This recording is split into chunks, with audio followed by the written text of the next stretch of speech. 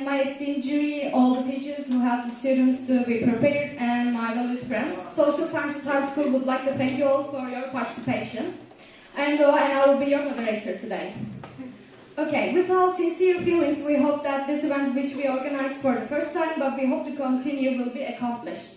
So let's start by getting to know the teams. First team is Rize Fatih Anadolu High School, which is in the proposition side, and the second team is Rize Sosyal Sciences High School, which is in the opposition side. Okay, so proposition side will defend female and male ratios should be equal in the workforce, and the Social Sciences High School will do the opposite and will defend female and male ratios don't have to be equal in the workforce. Okay, so I will explain the rules for you. Debate rules. Debating consists of two groups of 3 people. The first of the groups, which is in proposition, will advocate the adoption of the resolution, and the opposition responsible for disagreeing with the motion. The first word in the debate is given to the proposition pro side, and it's obligation for every individual in the teams to participate in the debate. In the first round, each debater will be given 4 minutes. If each debater in the group finishes their speech, they will have to write to ask questions, and then the same rules will apply for the con side. In the second round, the debaters will have 3 minutes and will also have to write to answer questions from the first round.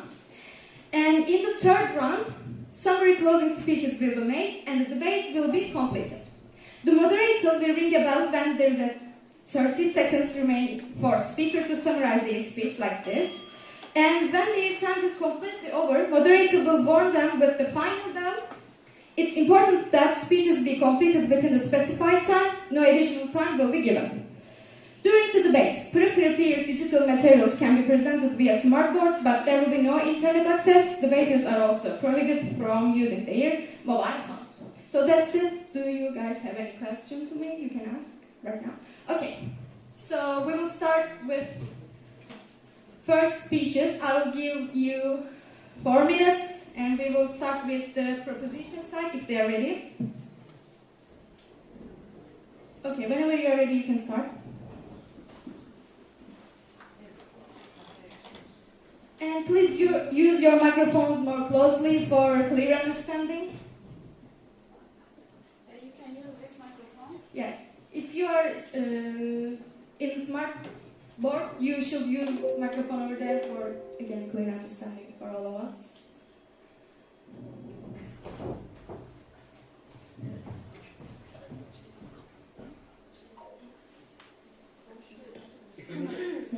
You can use the...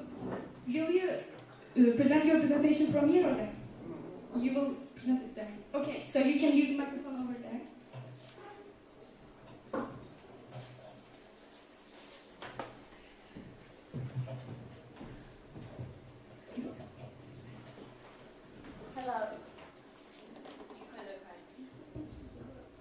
Hello everyone. First of all, I would like to start with explaining what we are here to defend for. First of all, equality between male and female relations in the workforce means breaking the oppressive gender roles. It means not limiting one side of the society to kitchen and the other side to work. It means removing the gaps between genders. Family is the smallest institution in a society. And in this institution, the roles belong to the family. No one can decide from outside. Regardless of gender, all the people have their own will. And in one's life, the biggest opportunity to use this will is to decide which career path they choose. Of course, this depends on their tendency, ability, and preference, not to their gender, which they have biologically. We stand for that being competent at a job should be the main factor that affects the attitude of employers. Unlike today's world, gender should have nothing to do with it. But when we look up to the reality today, unfortunately, it's different. Apart from their gender, apart from their education level, whether they're a high school graduate or which degree they have, women in all cases get paid less than men. Changing this data is the only way to create and sustain a productive society. A society that is based on equal rules, not the unequal ones. A society that accepts people not because they're men or women, but simply because they're individuals.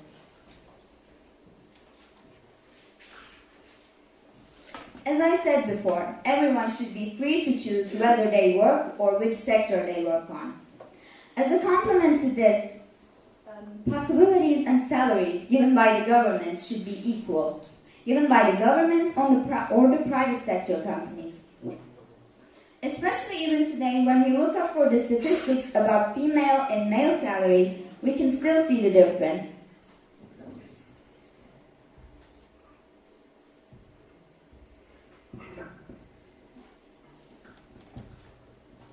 I use this example because the world order is still based on treating half of the population unfairly just because of their gender. And the workforce gap is the greatest evidence of what I said. That's also the ultimate consequence of inequality in regions such as work. I explained that inequality in workforce brings no peace, but it also brings no productivity. My friend will explain this with a better example. But one proof of this is that countries where the labor force is almost equal, countries where the workforce is almost equal are usually considered as developed countries. And in underdeveloped countries, the opposite is the case. Our leader, Atatürk, had explained this by saying, a society that leaves women behind are doomed to be left behind. So my question is, how would you explain the fact that the societies which limit women with childcare and the kitchen are often categorized as undeveloped countries? As you can see here, India, Egypt, Pakistan, Iran are usually the ones are underdeveloped as economy, and the most of them are underdeveloped as socially.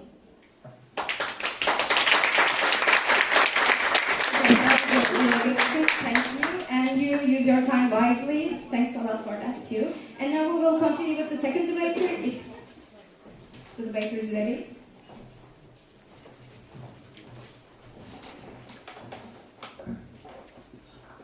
Firstly, hello everyone. Today we are here to defend women and men should be equal in the working conditions.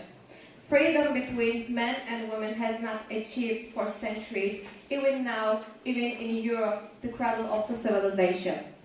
In the countries trying to be modernized, equality between men and women tried to be achieved. This is because of the patriarchal system or ignorance. For example, Spotify, which everyone uses to listen to music in nowadays, they made a project to emphasize between women and men. The general aim of this project is to support female artists, composers, and producers. Because according to studies, the ratio of male and female singers in every playlist is very different. 4 out of 5 in every playlist is male. That's the inner, and this is the Times Square in New York. These are the Turkish singers. And this is the interface of the Spotify Turkey Equal. Spotify carried out such a project to eliminate this unfair distribution and draw attention to it. And this is the Hollywood salary between gaps, women and male. Another example is from the Hollywood, the most developed film industry in the world. If we check out the interview of Scarlett Johansson, she's asked by, have you ever been paid more than a male? And she said yes, with an incredible pride to this question, which is the most normalist thing in the world. And let's watch the interview. Have you ever been paid more than a man? Outside of it? Seriously? Yes.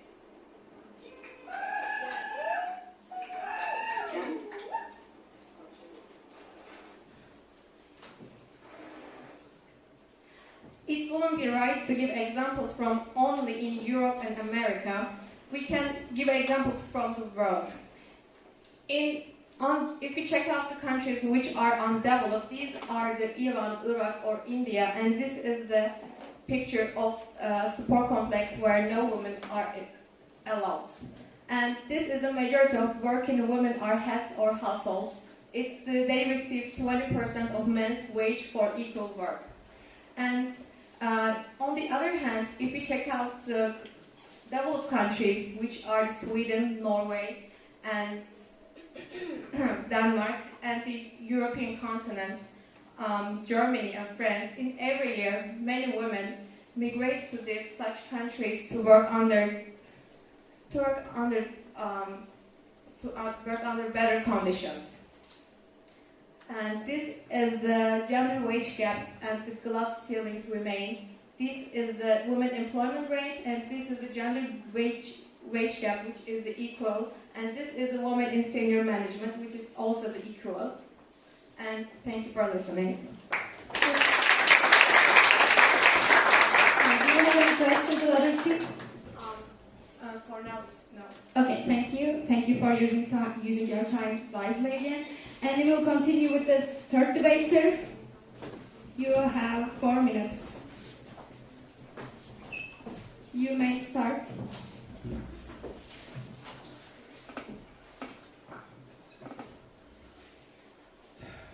Hi there. So let me start this by saying that men and women have had a big pay gap in the history of time. Women have fought for their rights to vote, to drive, to do anything to have a media presence in the first place. And if you look at this graph, we can see that more and more women have had a place in the workforce in the years as they started to fight for their rights more and more. There are still many countries around the world where there's literally no female presence at all. This is a graph from Canada, one of the most developed countries in the world. And as of now in 2024, 47.7% of the world has female workforce in them. This is an incredible number considering how low this number used to be in 1980s and before. But why should we make this number 50%? Why should we turn this into a 50-50 situation when we can leave it like this? Well, let me start by saying that, let me start by showing gender diversity.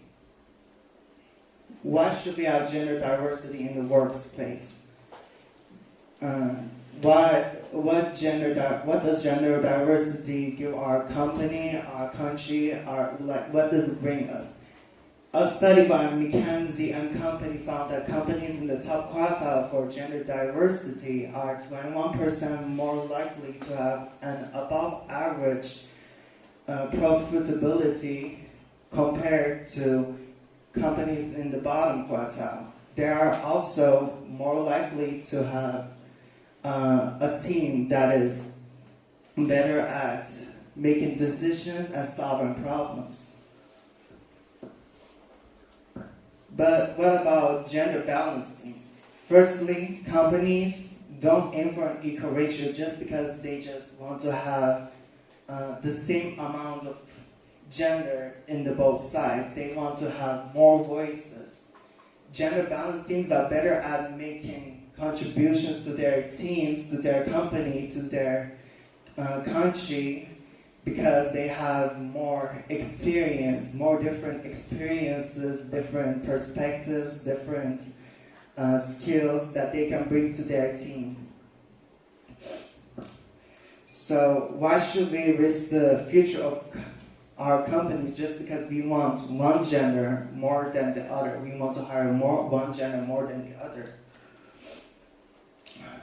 Workers in gender balanced teams are less likely to experience harassment and discrimination. They are also more likely to be productive and have their employees satisfied with their job.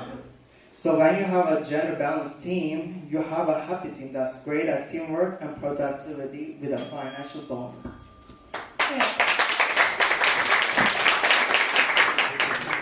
Okay, do you have any questions, other team? And I forgot to remind you guys, you have to ask your questions in the first round. You cannot ask them in the second round. So if you have a question, okay, maybe you can repeat it for them to understand again, because I couldn't hear it. So why should we risk the future of our companies just because we want to hire one gender more than the other one? Did you get the question? Or maybe you can repeat it? So why should we risk the future of our companies just because we want to hire one gender more than the other one? Okay, thank you, debater.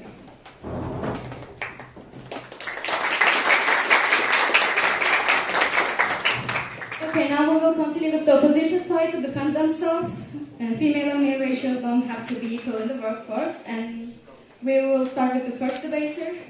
You have 4 minutes. You can start.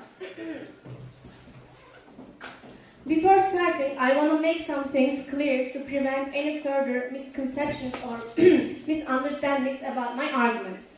First of all, we as gender equality in the workforce opponents don't claim such a thing that no man or woman in the history of humankind has ever been seen doing jobs that are actually in contrast or incompatible with their biological or physical structures.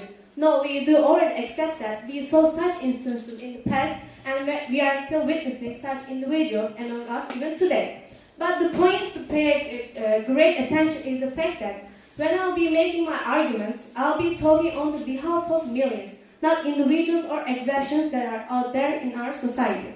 And the second thing is that we accept that there are such factors like stereotypes, gender roles, or discrimination that do affect one's job choices or career choices. But this doesn't undermine or decrease the power and importance that biological differences have on our job choices or inclinations towards specific jobs.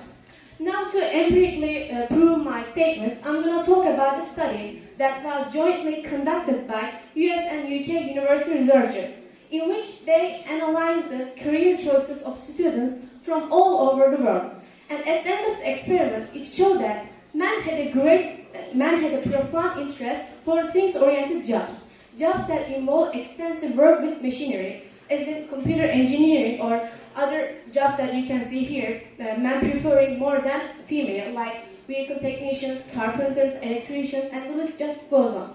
And on the other hand, for women, they had a keen interest for people-oriented jobs, jobs that require them to use their interaction and communication skills, as in medicine or teaching, or again, other jobs like personal care workers, health associate professionals, and so on. And what was shocking the most researchers was the fact that the same study was conducted in 1918, at the end of which the results were just the same, meaning men preferring things-oriented jobs, whereas women preferring people-oriented jobs. So this conclusion forced researchers to admit that no matter how many centuries pass, this career gap between genders will always exist because of an undeniable reality that is our biological differences.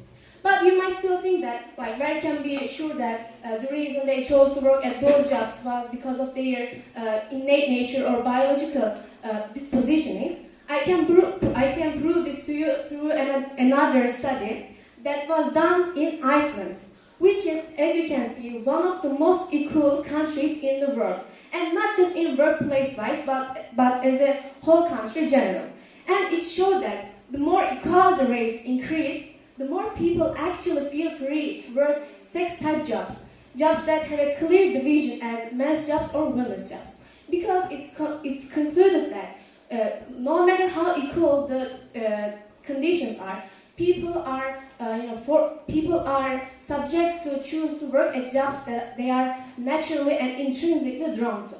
Now, I want to ask, wouldn't it be creating another stereotype to claim that everyone can work at any job, putting pressure on genders to work even harder and get out of their comfort zones to conform to new norms created by this equality movement? Okay. Thank you, but did you get the question, or can you you repeat the question?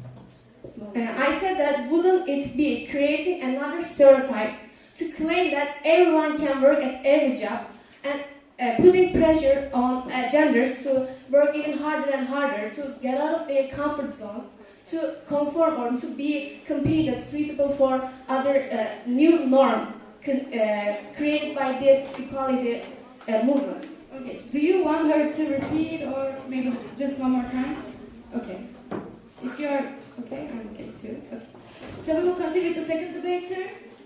You have 4 minutes and you can start whenever you want.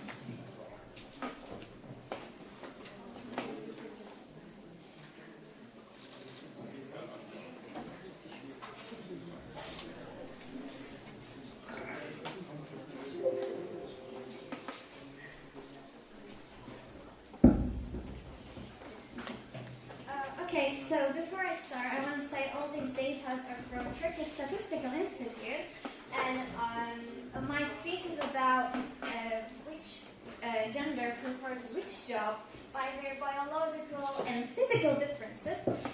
My friend also talked about this topic, and I'm going to show you data about it. So before we start, I'm going to give you some information about education.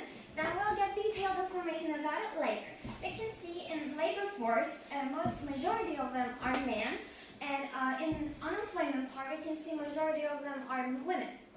And the people who went to university and had that kind of an education are mostly male. Now, we're going to talk about society's mindset in here, perceptions about women's employment by gender. We can see that both gender thinks that it's really important and something that we should admire that women in work life. But they also do think that, mostly men, women, when they work, they lack of interest and care for their families and their houses. And both gender thinks that it's probably more like unsafe to most of places for women to work in. So now that I talked about safe and unsafe places, we're going to see workplaces and we're going to compare them. For field, we can see the numbers are really, really close to each other because field is somewhere we can consider as safe. And they have a fair business division.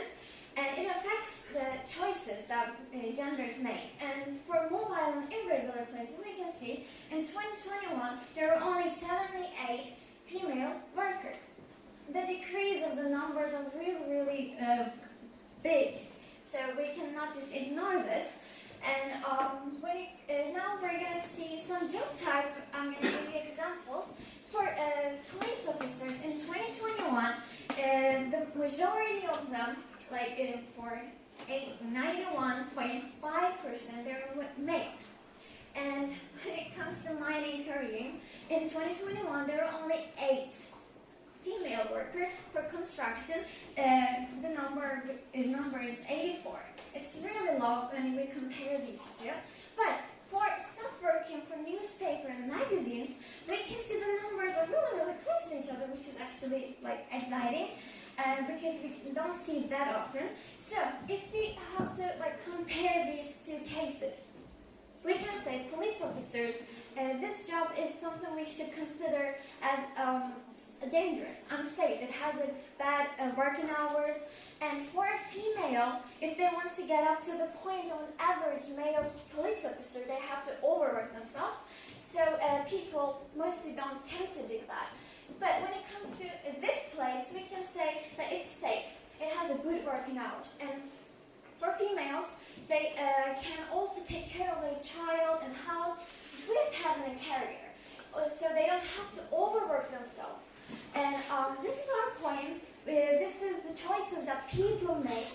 And with biological and physical differences, mental problems, everything, they choose it this way. And it is how it is. Thank you. This is it. Okay.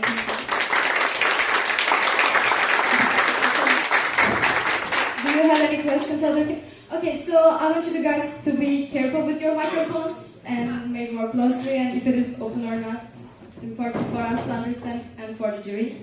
Thank you. And thank you for using your time wisely.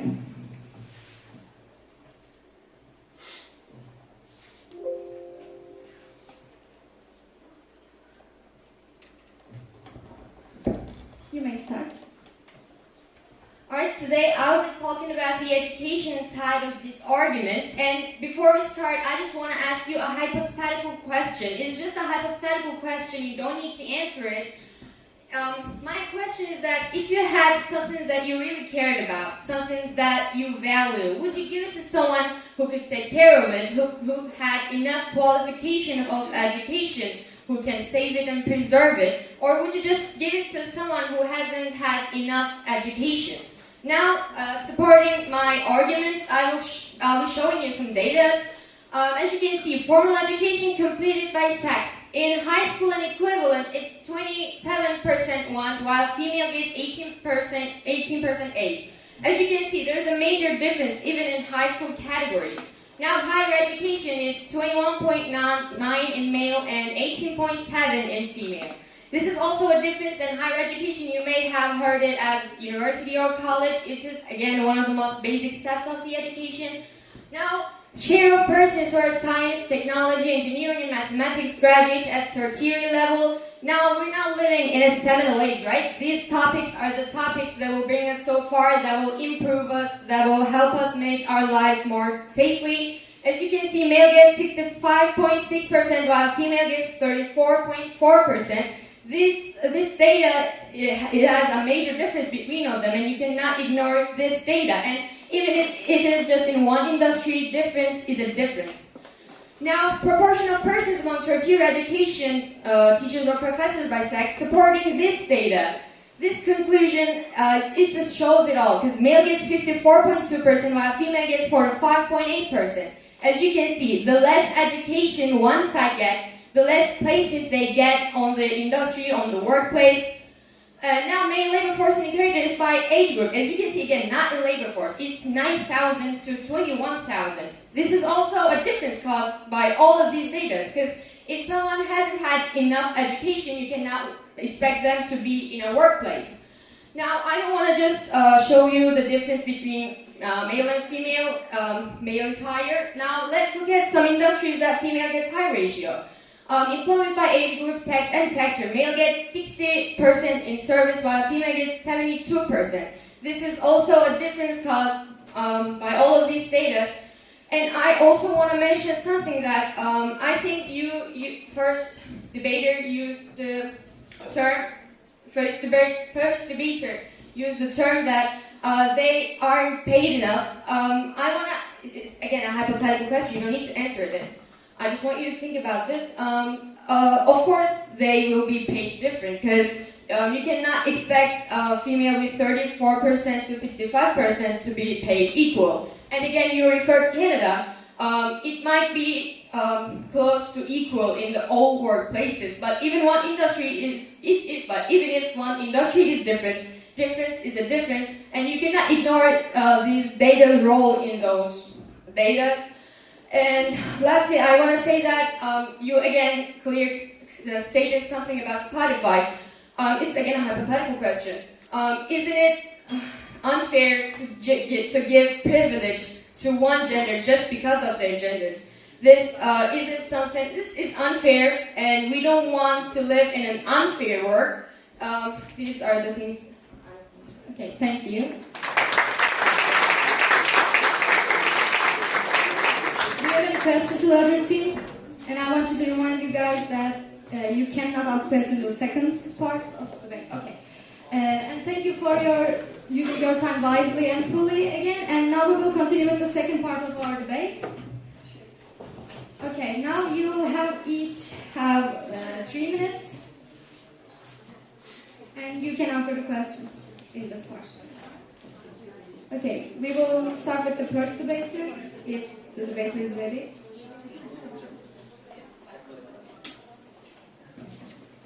And please, I want please be quiet for, again, clear understanding and communication.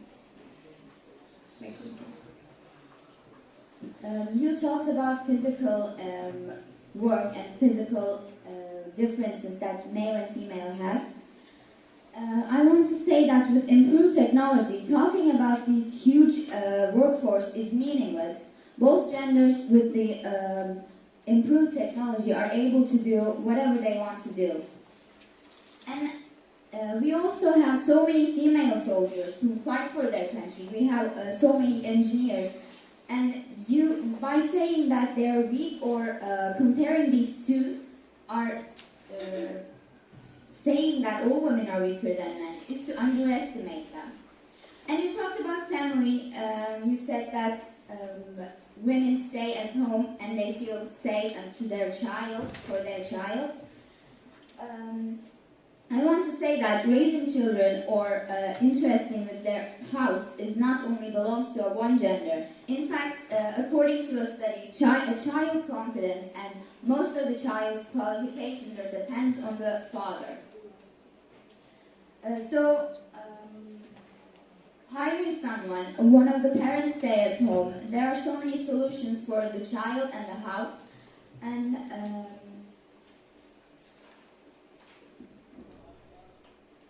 you showed us the statistics about separating people according to their gender for the company.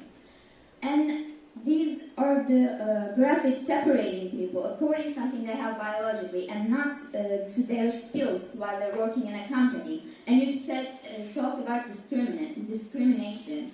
How does that work with each other? So what if we don't support that the two genders should be equal like you do? This means destroying the equality which women fought for many years to provide, and hundreds of them died in the process. Even 8 March, which is now celebrated by so many people as a celebration, is actually coming from a struggle. 8 March was a strike that began with the uprising women working under unfair conditions, and it ended with the deaths of 120 women. Why do I say that? Why do I give this as an example? Because work means more than 50% of our lives. If the two genders are equal in working, they can't be equal in social life also. This leads us to normalize all the toxic gender roles and makes us go backwards. In order to stop that, in order not to have more 8 March in our history, male and female should share the job wages equally. Both should have the same options so we can see that the nature of a gender has nothing to do with how good people are in their jobs.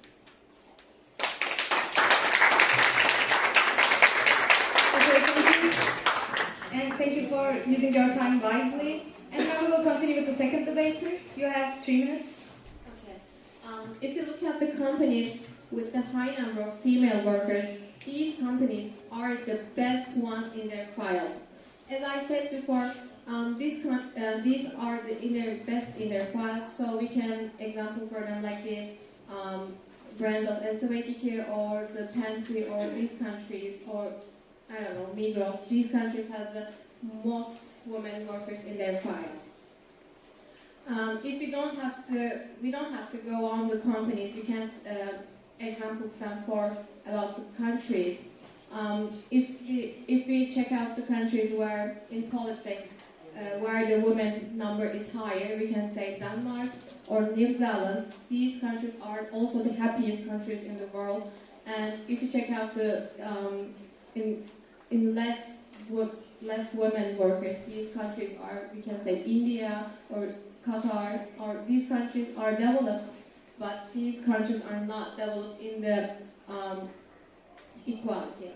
And as my friend said it before, she says women have to, like, in the company, woman is given birth, so she has to take a rest for a year, she has to take care of their baby or something. It's not necessary. She can take a baby giver, or if she cannot find it, it's not throughout for like 3 or 6 years. It's just a 1 year. It's not so long. And also, the baby has the infection of their father as much as her mother. If a baby has not given the attention of his father, its confidence in their future life is not much as higher of the other kids. And they said the women educational level is lower, so they should be less in the working conditions. And this is also this is unthinkable, because women has to be give education and also in the working conditions. If we say they are working, they they given less education, so they have to be less in working conditions. That's unthinkable because they have to take education because they deserve it.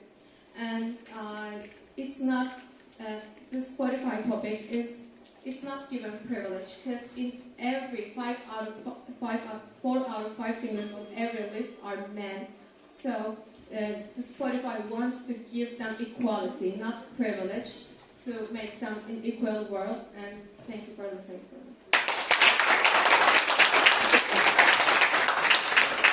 Okay, thanks again for using your time wisely, and we will continue with the third debater. You may start. The opposite team said that the opposite team claimed that the person's biological body goes in the team that they can work on, the places they can work in, and it's the harmful stereotype that people should it's a harmful stereotype that not everybody can work in every job, which is kind of true, but if you think about it, they said that like a job as a police officer is dangerous, so it's more for a man to work on it, but that's just a harmful stereotype. There are weak men and there are powerful women that can work that job, and that is just something we have to claim, and we have to rise above it, and we have to embrace it. And that's also a reason why there is a Spotify playlist embracing the pride of women that had to fight for their right to be able to work in the first place, to be able to be free in their space, to be able to live their life like how they want to. And they also talked about how families and households and how it can affect women's work and men's work, but the absence of a father is almost the same as the absence of a mother to their child. There are studies that show that having the absence of a father is almost more dangerous for a baby than the absence of their mother, because having a father presence in their life brings them masculinity and have more knowledge for their life. That's the thing. Okay, thank you, Professor. Yeah, you have still 1 minute if you'd like to continue. Okay, and I want the hall to be silent while the debater speaks to cause not a distraction, if it is okay. Okay, now we will continue with the opposition side. The first speaker, you have 3 minutes. To address your question asking how would I explain more developed countries being the most equal ones, I actually answered it in my previous speech, showing how Iceland is one of the most equal countries in the world, though people again went for jobs that they felt naturally and intrinsically drawn to. And for you said that I said all women are weaker than men, so they can work at those jobs that men do work. But I didn't say anything like that because I already said that we can see examples of like women being our heroes and to actually achieve things that are considered not suitable for them. And I wanna tell you that considering your position in this debate, you will say that any woman can work at any of these jobs, which are actually considered to be some of the hardest jobs in the world.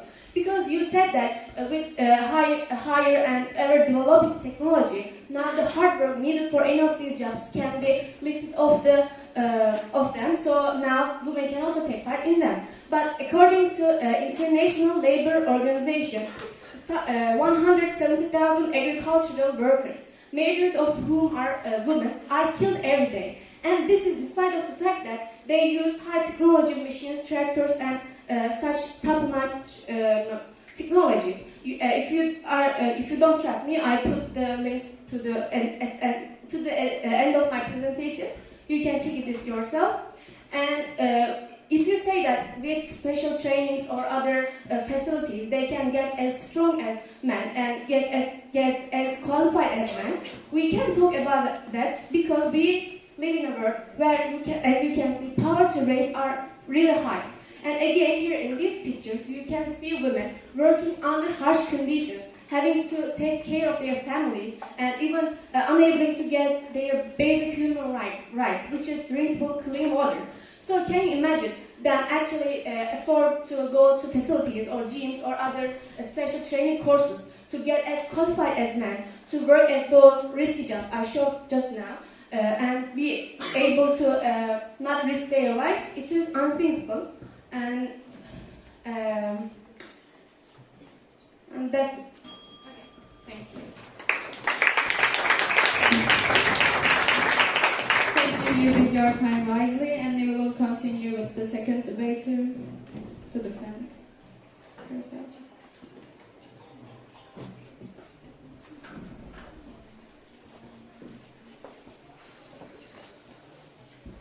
You can start. Now I'm going to talk about a number of responsibilities in and outside of house, but before I start, I want to say we gave some specific examples, and you just gave a complete example, which is something we said. Some places are safe and unsafe, and we have fair business division, but with some places we don't have it. So, now that I said it, I can now count. We can see people who are generally responsible for household chores are from 85% to 80% female. We can see they do cleaning, they do the dishes, they do the ironing, and if they're also a mother, they take care of the child. And you said an absence of a father figure is just as same as an absence of a mother figure, but in society, this is the thing that people do. They only take care of their child like 2%.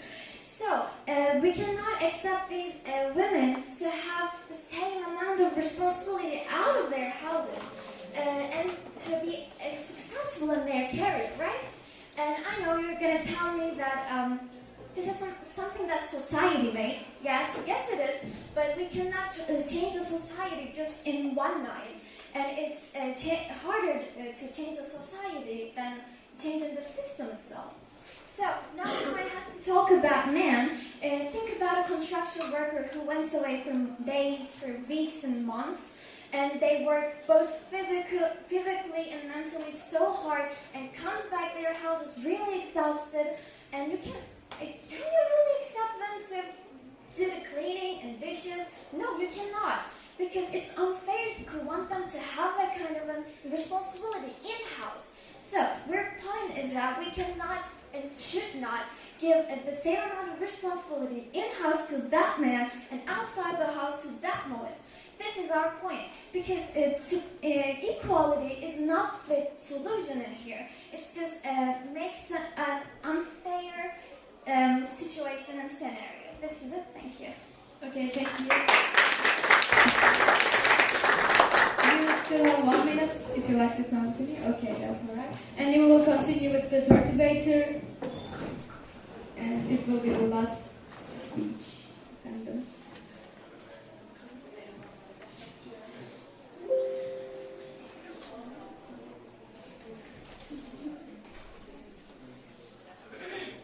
Okay, you may start. Before I start, I want to talk about some statement you made. You said that we actually defend the inequality between genders. I'm stating again, we're not defending the inequality, just like my friend Kestar said. We state that they don't have to be equal in the workplace, work environment. Because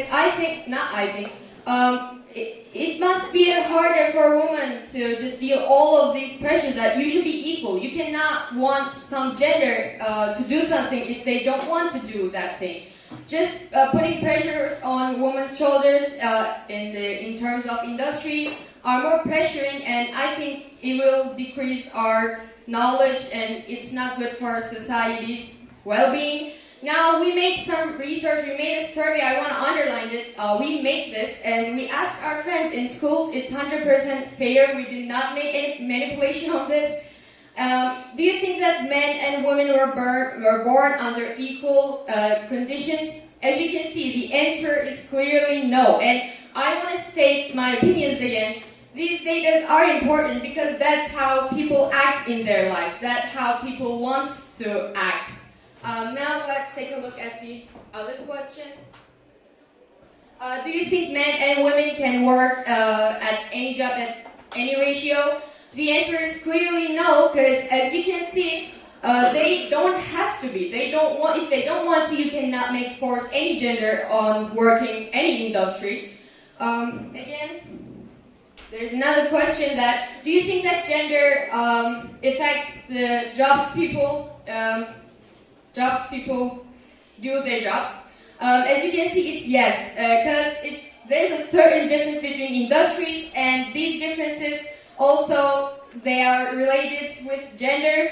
And I want to state this again, people gave these answers because that's how they act in their life. And if society's thinking is that way, you cannot change it overnight.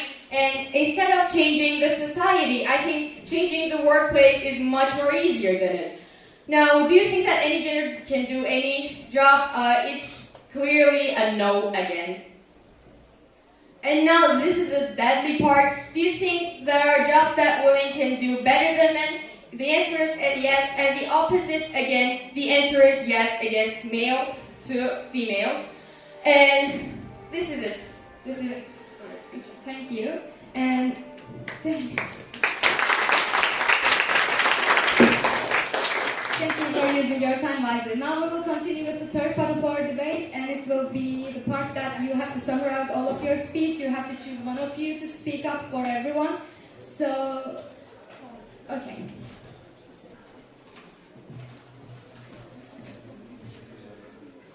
You also have 3 minutes.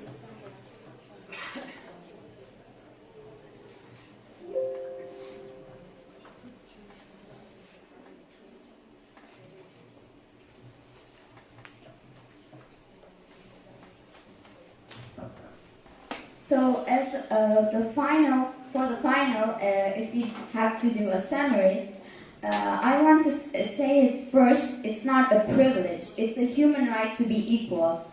And you said that you asked people, and we're talking about studies that made, and the proof is that equality between female and male actually make company more productive in any ways.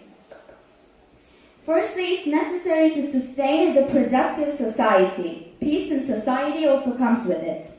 Leading people to work areas according to their skills and their tendencies, not their biological gender, will bring the best results for the people, for the country, for the company, and everyone.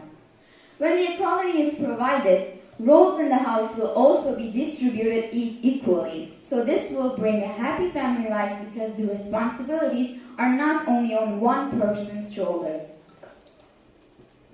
Once the people are equal in workforce regardless of gender, it will help to remove stereotypes which not only women and men are suffering from.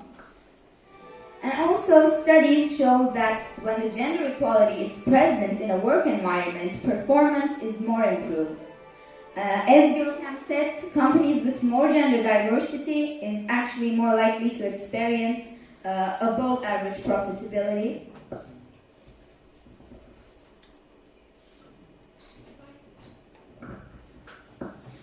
And also diverse teams are more creative and problem solving in a company. So the ratios should be equal in order to work better with organizational performance at the work era.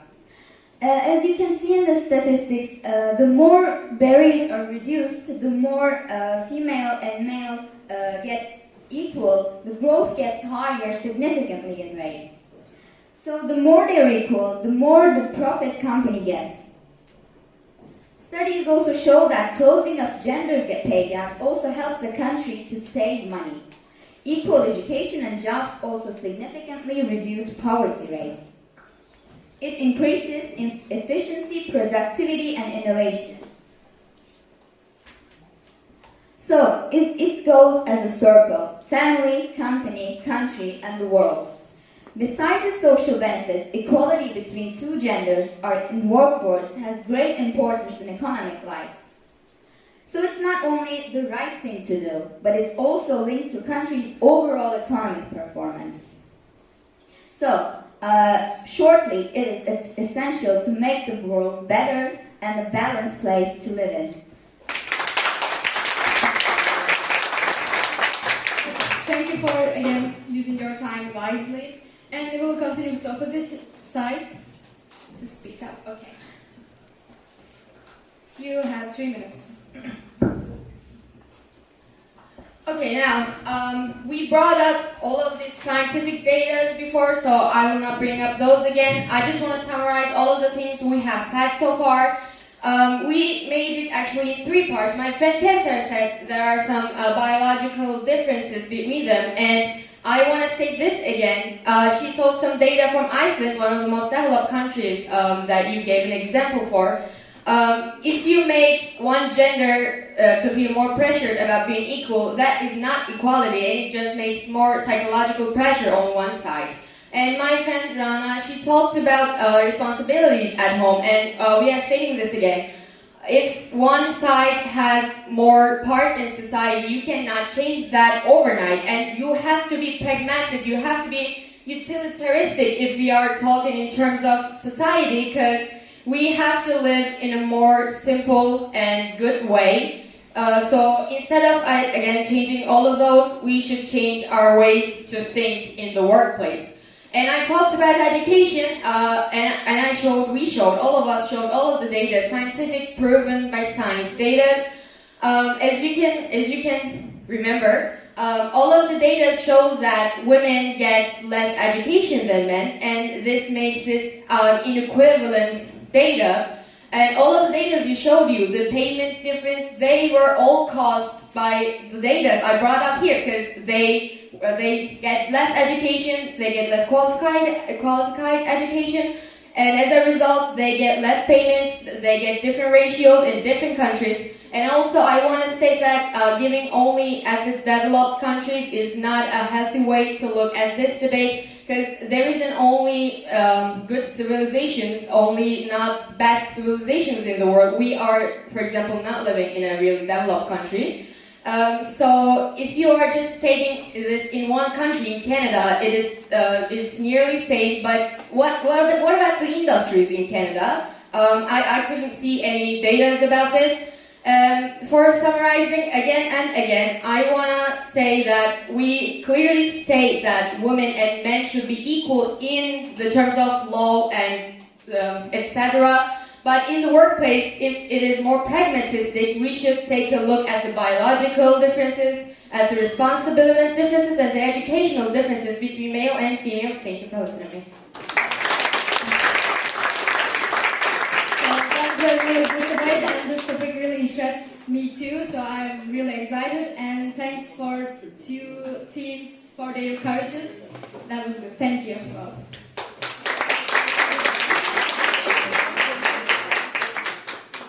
Now juries will decide who the winner is.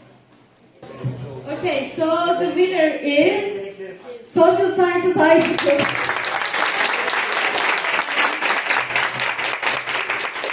Fatih Anadolu High School score was 266, and the Social Science High School was 292.